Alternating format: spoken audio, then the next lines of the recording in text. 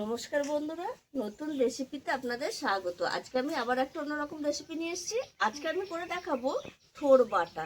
এই থোর বাটা কিভাবে করব প্রথম থেকে শেষ পর্যন্ত ভিডিওটা দেখবেন, স্কিপ করবেন না।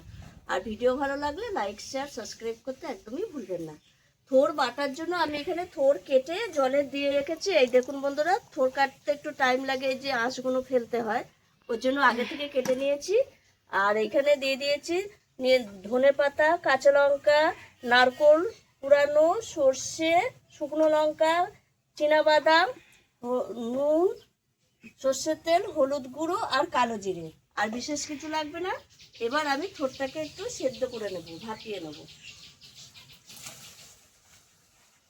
উনুন ধরে, বর্ষার উনুন, একটু ধোঁয়া হয়, একটু মাপজোপ করে নেবেন, কিছু মনে করবেন না।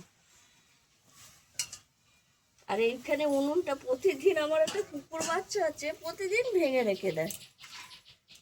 এর মধ্যে দিয়ে দেবো একটু হলুদ, তাহলে এর কষটা বেরিয়ে যাবে। দিয়ে ঢাকা দিয়ে দেবো, এটা সেদ্ধ অবধি অপেক্ষা করবো। তার মধ্যে আমি এখানে এই কিছু উপকরণ আমি ছিলে বেটে নেব। এইগুলো আগে বেটে নেবো। এখানে যেমন ধনে পাতা, কাঁচা পাকা লঙ্কা 4টে, সর্ষে, নারকোল, এগুলো আগে বেটে নেব। তারপরে থোর সেদ্ধ হলে থোর বাটবো।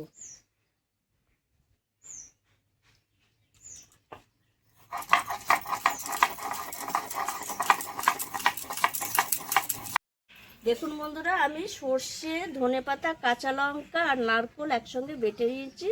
আর এর মধ্যে আমার থোরটাও ভাপানো হয়ে গেছে। এই দেখুন, একটু জল ঝারিয়ে ঠান্ডা করে নিয়েছি। এবার আমি থোরটা বেটে দেবো। এর সঙ্গে দিয়ে দেবো এই যে চীনা বাদাম, এটা একসঙ্গে বাটবো। আর কড়াইটা বসিয়ে রেখেছি, কড়াইটাও মানে তেতে থাকবে ততক্ষণে। থোরটা বেশিক্ষণ লাগবে না থোর বাটতে, এক্ষুনি হয়ে যাবে। এই দেখুন বন্ধুরা, থোরটাও বাটা হয়ে গেছে। বললাম না, থোর বেশিক্ষণ লাগবে না, সেদ্ধ করার পরে একটু টাইম লাগে। এবার কড়াই গরম হয়ে গেছে, সর্ষের তেল দিয়ে দেবো। আর যেটা দেবো সেটা হচ্ছে শুকনো লঙ্কাটা একটু ভেজে তুলে নেব। এখানে 3টে শুকনো লঙ্কা আছে, একটু ভেজে তুলে নেব।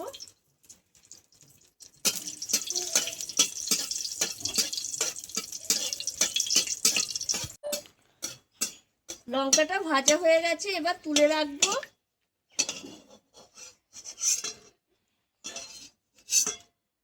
সাইডে রেখে দেবো। ফোড়নে দিয়ে দেবো আমি কালো জিরে। এর মধ্যে আমি হলুদ গুঁড়ো দেবো, তাহলে থোরটা দিলে ছিটকাবে না। আর একটু লবণ দিয়ে দেবো। এইবার আমি থোর, চীনাবাদাম সবকিছু বাটাটা দিয়ে দেবো। দিয়ে এরকম ভাজতে থাকবো। এই দেখুন বন্ধুরা, 5 মিনিট হয়ে গেছে, থোর ভাজাটা হয়ে গেছে। আর নামাবার আগে একটু সামান্য স্বাদ ব্যালেন্সের জন্য চিনি দেবো। আর যদি থোরটা একটু খসখসে ভাব, চিনি দিলে খেতে বেশ সুন্দর লাগবে। দিয়ে একটু নেড়ে চেড়ে নেবো। আর যেটা দেবো সেটা হচ্ছে, এই দেখুন বন্ধুরা, শুকনো লঙ্কাটা যে ভেজে রেখেছিলাম, হাতে করে একটু আমি এরকম ভেঙে নিয়েছি, দিয়ে দেবো উপর থেকে। খেতে ভালো লাগবে, ঝাল ঝাল লাগবে। এবার আমি নামিয়ে দেবো, হয়ে গেছে।